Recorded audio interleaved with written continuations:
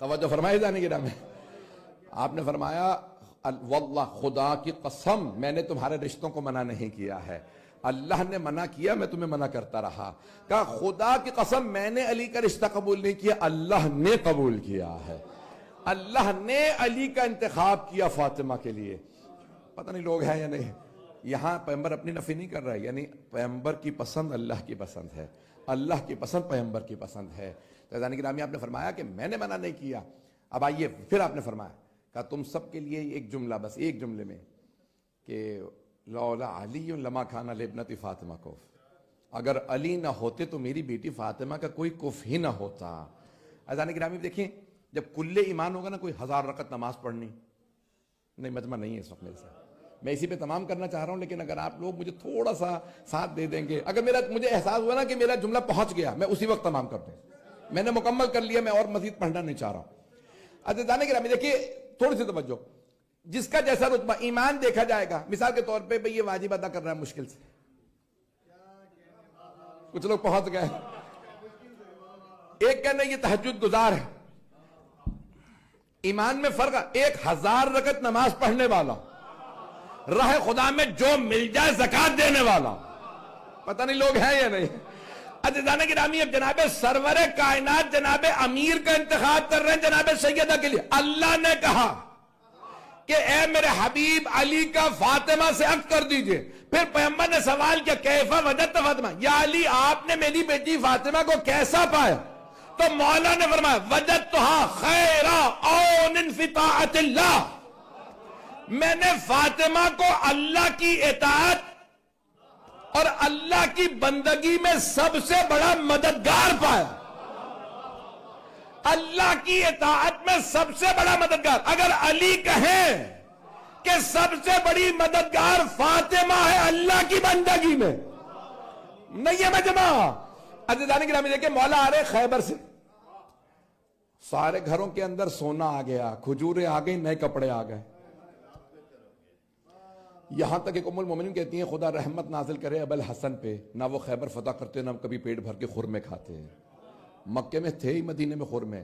وہ کہتی تھی ہم نے پیٹ بھر کے کبھی خرما، غربت تھی، حالات خراب تھے. بدأ الاسلام غریب، مولا کی حدیث ہے نا، اسلام بڑی غربت میں پروان چڑھا ہے، بہت سخت حالات تھے. تو کہا انتہائی سخت حالات میں. کہا ابو الحسن پہ خدا رحمت نازل کرے، انہوں نے خیبر فتح کیا، ہم نے پیٹ بھر کے خرمے کھائے.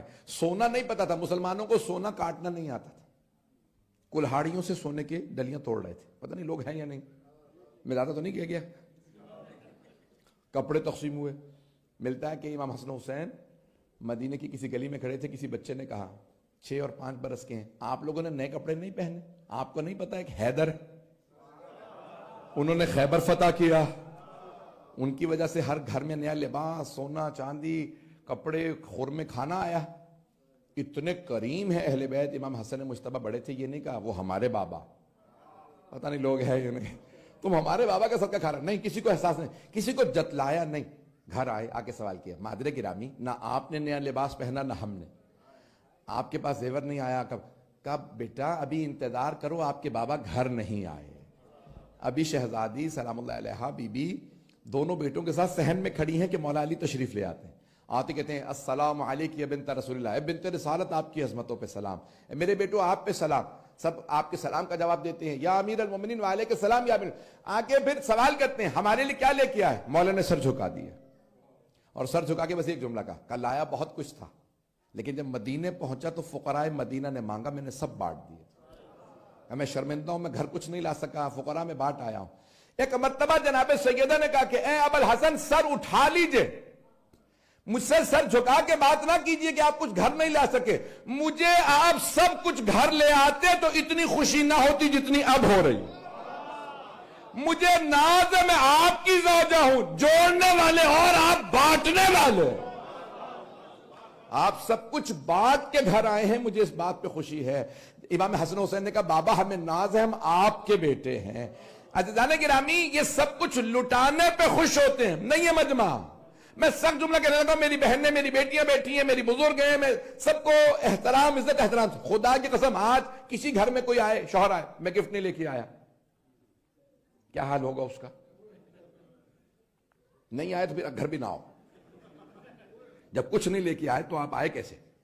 عزیزان گرامی، اور اگر کائنات کی ملکہ ہو اور انہیں پتہ بھی ہو میں عام بیوی نہیں ہوں اور شوہر بھی امیر المؤمنین ہے، خدا کی قسم بیوی نے پوری زندگی ایک شکوہ نہیں کیا امیر سے، ایک مرتبہ مولا کائنات سے کبھی شکوہ نہیں کیا. یہ عظمت ہے جناب سیدہ کی. اب سمجھ میں آیا کہ مولا امیر کے رتبے کے مطابق اگر کوئی تھی ہستی تو جناب سیدہ ہی تھی. بس میں اسی بات پہ تمام کرنا چاہتا تھا کہ جو رتبہ پیش کرنا چاہ رہا ہوں کہ اگر علی نہ ہوتے تو جناب سیدہ کا کوئی کف نہ ہوتا. عزیزان گرامی، اتنی عبادت، اتنا زہد، یہ سب قربانیوں کے لیے صرف یہی ہستیاں ہیں، وَإِلَّا دنیا میں کوئی ان سے مقابلہ نہیں کر سکتا. پروردگارہ تجھے واسطہ خاتون جنت کا، بانیان جشن، شرکت کنندگان، پڑھنے والے، سننے والے سب کی توفیقات میں اضافہ فرما. پروردگارہ بے اولادوں کو اولاد نصیب فرما. پروردگارہ مقروضوں کے قرض ادا فرما. پریشان حالوں کی پریشانیاں دور فرما. حج و زیارات کی تمنا رکھنے والوں کو بار بار حج و زیارات نصیب فرما. پروردگارہ جو ہاتھ بلند ہے تیری بارگاہ میں کسی کو رد نہ فرما. پروردگارہ تجھے خاص محبت ہے جناب سیدہ سے، پروردگارہ تجھے اپنی اس محبت کا واسطہ جو جناب سیدہ سے ہے، پروردگارہ ہمیں صاحب الزمان کا ظہور دیکھنا نصیب فرما. پروردگارہ دنیا سے ظلم کا خاتمہ فرما، دہشت گردی کا خاتمہ فرما، جنگوں کا خاتمہ فرما. غزہ میں، فلسطین میں، شام میں، لبنان میں، عراق میں، ایران میں، پاکستان میں، ہندوستان میں، افغانستان میں، یمن، بحرین، افریقہ کے ممالک، خاص طور سے سوڈان میں حالات بہت خراب ہے، کونگو میں. پروردگارہ سب پہ رحم فرما. پروردگارہ ہمارے گناہوں کو نہ دیکھ، اپنے کرم کو دیکھ. سیدہ کے صدقے میں سب کی دعائیں مستجاب فرما. پروردگارہ جو ہاتھ بلند ہے کسی کو رد نہ فرما. ہمارے مقامات مقدسہ کی حفاظت فرما. پروردگارہ جنت البقیع دوبارہ تعمیر ہوتا دیکھنا نصیب فرما. پروردگارہ بہت سے لوگوں نے ہمارے ذمہ دعائیں لگائی ہیں، سب کی دعائیں مستجاب فرما. مریضوں کو صحت کاملہ عاجلہ عنایت فرما. سکینہ ٹرسٹ کو، اس امام بارگاہ کو مزید ترقی عنایت فرما. قبلہ کعبہ مولانا حجت اسلام عثمین، مولانا جعفر علی نجم صاحب، دیگر علماء کرام، مومنین اور عہدیداران، پروردگارہ سب کی توفیقات میں اضافہ فرما. ان سب کی تمام دعاؤں کو مستجاب فرما. بشیر شاہ صاحب ہمارے کافی علیل ہیں، پروردگارہ تجھے واسطہ بیمار کربلا کا کہ انہیں صحت کاملہ عاجلہ عنایت فرما. پروردگارہ اور بہت سے مومنین نے ہمارے ذمے مریضوں کے لیے دعائیں کہی ہیں، مجھے نام نہیں یاد ہیں اس وقت، اپنے اپنے ذہن میں ان مریضوں کو لائیے گا. پروردگارہ تجھے واسطہ اس بیمار کا جن کا بستر لوٹ لیا گیا تھا، ہمارے تمام مریضوں کو صحت کاملہ عاجلہ عنایت. پروردگارہ